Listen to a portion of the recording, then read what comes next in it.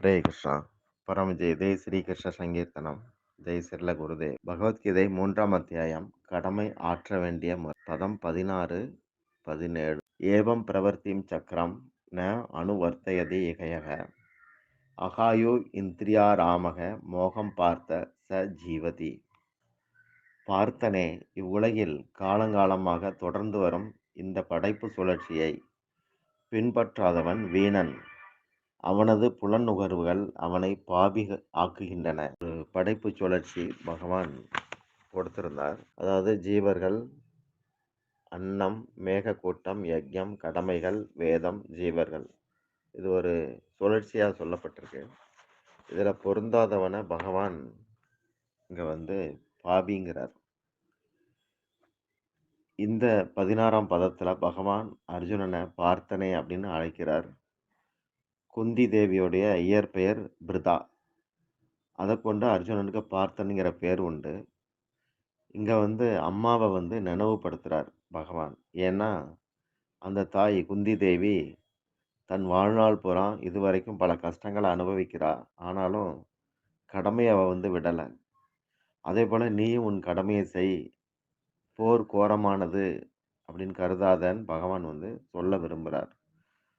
போர்க்களத்தில் போர் செய்கிறது கொடூரமானதுன்னு சொல்லக்கூடாது. ஏன்னா அது சண்டை போடுற ஸ்தலம். அது தர்மத்தை நிலைநாட்டுறதுக்காக தர்மத்துக்கும் அதர்மத்துக்கும் சண்டை நடக்கிற இடம் அது. இந்த கடமை, போருங்கிற கடமை உனக்கு இந்த படைப்பு சக்கரத்தை ஒட்டியே அமைஞ்சது அப்படின்னு சொல்றார். ஏவம் பிரவர்த்தி சக்கரம் ந அணுவர்த்தயதி இகயக அப்படிங்கிறது எப்படி வாகனத்துடைய அச்சு முறிஞ்சிருச்சுன்னா எல்லாருக்கும் ஆபத்து. அதே போல் இவ்வுலகத்தில் இருக்கிற படைப்பு சக்கரத்தை மீறியாச்சுன்னா அதோட ஒத்து போகாட்டி லோகத்துக்கு, சொசைட்டியில் அது பிரச்சனை தரும் அப்படிங்கிறார். லோக நன்மையில் சுய நன்மையும் அடக்கம். உலகம், தனிநபர் அப்படின்னு ரெண்டு கிடையாது. லோக நன்மைக்காக தான் எல்லாரும். அப்படி செயல்படும் போது எல்லா ஜீவர்களுக்கும் அதனால் இன்பம் வாய்க்கும், செயல்பட்டவனுக்கும் நன்மை வாய்க்கும். இந்திரியாராம அப்படிங்கிறது மோகத்தில் ரமிச்சு கிடக்கிறவனை குறிக்குது. இதோடைய உட்பொருள் மிருகங்களை விட கீழானவன் அப்படின்னு அர்த்தம். ஏன்னா மிருகங்கள் பாவம் பண்ணதுனால மிருகமாக பிறந்து பாப காரியங்களை செய்து அந்த சரீரத்திலிருந்து அது விடுபடும்படி பிறந்திருக்கு. மிருகங்களால் புது பாவம் செய்யவே முடியாது. ஆல்ரெடி இருக்கிறத அந்த கணக்கு அது காலி பண்ணுது.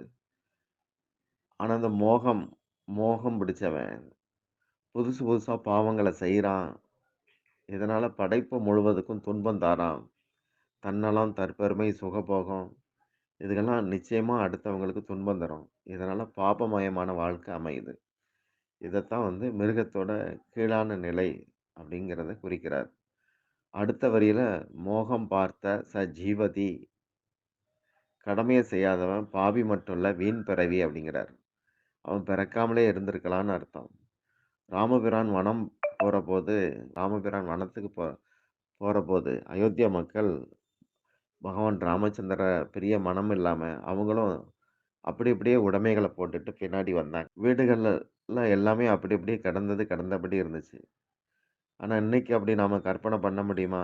இதில் என்ன தெரியுது? அரசன் யோகியனாக இருந்தால் மக்களும் யோகியமாக இருப்பாங்கங்கிறது கருத்து. இங்கே வாழ்க்கையிலேயே ஒருத்தன் உண்மையாக இருந்தால் அத்தனை ஜீவர்களுக்கும் அதில் நன்மை வரும் அப்படிங்கிறது நல்லா புரியுது. அப்போது ஒரு சுழற்சி, அன்னத்தால் ஜீவர்கள் உண்டாகிறாங்க, மழையால் அன்னம் உண்டாகுது, யஜ்ஞத்தால் மழை உண்டாகுது. கடமைகள் தான் யஜ்ஞம். எது கடமைங்கிறதுக்கு வேதம் தான் பிரமாணம். ஜீவர்கள் வேதங்களை பின்பற்றி அதை காக்கணும். இப்படி ஒரு யஜ்ஞ சுழற்சியை பகவான் படைப்பு சக்கரத்தில் கொடுத்துருக்கிறார். இதில் பொருந்தாதவனை பகவான் முதல்ல திருடன்னார், அடுத்து பாபின்னார், அடுத்து வீண் பிறவிங்கிறார். யாகத்தால் அக்னியில் போடப்படுகிற ஹவிஸ் பொருட்கள், ஆகுதிகள் சூரியனை போய் சேர்ந்துட்டு ஏற்கனவே ஆவியாகி இருக்கிற மேக அமைப்புகளை ஒரு கூட்டமாக உருவாக்குது. அந்த மேகக்கூட்டம் உருவாகுறதுக்கு சூரியன் ஒரு காரணமா இருக்கு. குடும்பஸ்தர்களுக்கு யாகம், தானம், தவம் இத அடிப்படையா வச்சு கடமைகள் உண்டு. பிரம்மச்சாரி, வானப்பிரஸ்தா, சன்னியாசி இவங்களுக்கு வேத அத்தியனம், அத்தியாபனம் அதாவது படிப்பது, படிப்பிப்பது, பிரவச்சனம் சொல்வது இதெல்லாம் வாக்கால செய்யக்கூடிய நற்செயல்கள். தியானம்ங்கிறது மனதால செய்றது யக்ஞம். மனசுல போகங்கள துறப்பதற்கான வைராக்கியம் வரணும். இது மனதாலான ஆகுதி அப்படின்னு சொல்லப்படுது. எல்லாருக்கும் பொது கலிகாலத்துல ஜீவனுக்குள்ள தர்மம், ஹரிநாமங்கள மனதார ஓதுறது. இப்படியா நாம யாக சக்கரத்துக்குள்ள பங்கேற்கணும் அப்படிங்கிறது கருத்து. அ எல்லாருக்கும் கடமைகள் இருக்கும்போது, சில பேர் இறை நாட்டத்துல மனம் லயப்பட்டு எதுவும் செய்ய முடியாமலும் இருப்பாங்க. இந்த கடமைகள செய்ய முடியாம போகும் அப்படிங்கிறதுனால பகவான் அடுத்த பதத்துல அதுக்கு ஒரு விளக்கம் கொடுக்கிறார். 17வது பதம். யஹ து ஆத்மரதிஹி ஏவ ஸ்யாத் ஆத்ம திருப்தஸ்ய மாணவக ஆத்மனி ஏவ ச சந்துஷ்டக தஸ்ய காரியம் ந வித்யதே. பள்ளிக்கு அதாவது இதுல என்னன்னா, எந்த மனிதன் தன்னில் தானாய் இன்புற்று நிறைவடைந்து மகிழ்ந்து இருக்கிறானோ, அவனுக்கு கடமைகள் இல்லை அப்படிங்கிறார். ஒருத்தன் பள்ளிக்கூடம் போயிட்டும் படிப்பு மண்டையில சுத்தமா ஏறாட்டி, அவன படிக்காதவன் தான் சொல்லுவாங்க. அதுபோல உலகத்துல மனுஷனா பிறந்த பிறகு, இந்த யக்ஞ சுழற்சிக்குள்ள தன்னை இணைக்காதவன், அதாவது தன்னுடைய கடமைகள செய்யாதவன், அவன் பிறந்திருந்தாலும் பிறக்காதவன், இருந்தாலும் அவன் நடைப்பிணம் அப்படிங்கிறது அர்த்தம். இங்க பகவான் தூ அப்படிங்கிற ஒரு வார்த்தை, தூன்னா ஆனால்னு அர்த்தம். ஆனால் எந்த மனிதன், து ஆத்மர்திகி எந்த மனிதன் தனக்குத்தானா இன்புற்று அப்படின்னு சொல்றார். இதுல நாம ஜபத்தால இதயத்துல பகவானுடைய இருப்ப ஒருத்தன் உணர முடியுது. அது இறைவனாலேயே கலிகாலத்துக்குன்னு தரப்பட்ட தர்மம். ஜீவன் தன்னுடைய தர்மத்தை கைக்கொள்ளும் போது ஒரு ஆன்ம லயத்தை அடைய முடியும். அது இறைவனோட கொண்டு சேர்க்குது. அப்போ ஆத்ம திருப்தி அவன் ஃபீல் பண்ண முடியுது. மனம் பகவத் விஷயங்கள்ல மகிழ்ந்து போய் இருக்குது. இது விடுபட்ட நிலை. வாழும்போதே பகவத் விஷயங்கள் ஒருத்தனுக்கு வாழும்போதே மோட்சம் தருது அப்படிங்கிறது கருத்து. ஆத்மரதினா அந்த ஆத்ம தளத்துல அப்படி திளைச்சு இருக்கிறது. மோட்ச அபிமானிகளுக்கு சொரூப ஆனந்தம் கிட்டும்.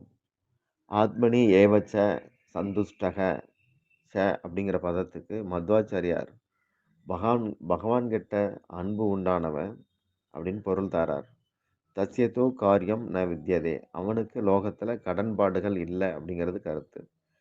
கிருஷ்ணக முக்தைகி இஜ்யதே வீத மோகைகி முக்தி பெற்ற ஆத்மாக்கள் அவங்களும் நற்செயல்ல ஈடுபடணும். ஆனா அது வேத விதிகளுக்கு உட்பட்ட கட்டுப்பட்டதாக இருக்காது. சொரூப தளத்துல நடக்கிறது. ஆத்ம தளத்திலே நடக்கிறது. அத செய்றதுனால பலனும் கிடையாது. செய்யாட்டி தோஷமும் கிடையாது. இது மத்வாச்சாரியார் தர்ற விளக்கம். இந்த பதத்துல மனிதனுடைய மனப்பாங்க 3ஆ சொல்றார். அ தன்னில் தானாய் இன்புற்று மன நிறைவடைந்து மகிழ்ந்து இருப்பவன். அவனுக்கு கடமைகள் இல்லை. இப்படி 3 நிலைமையில சொல்றார். இன்பம், நிறைவு, மகிழ்வு.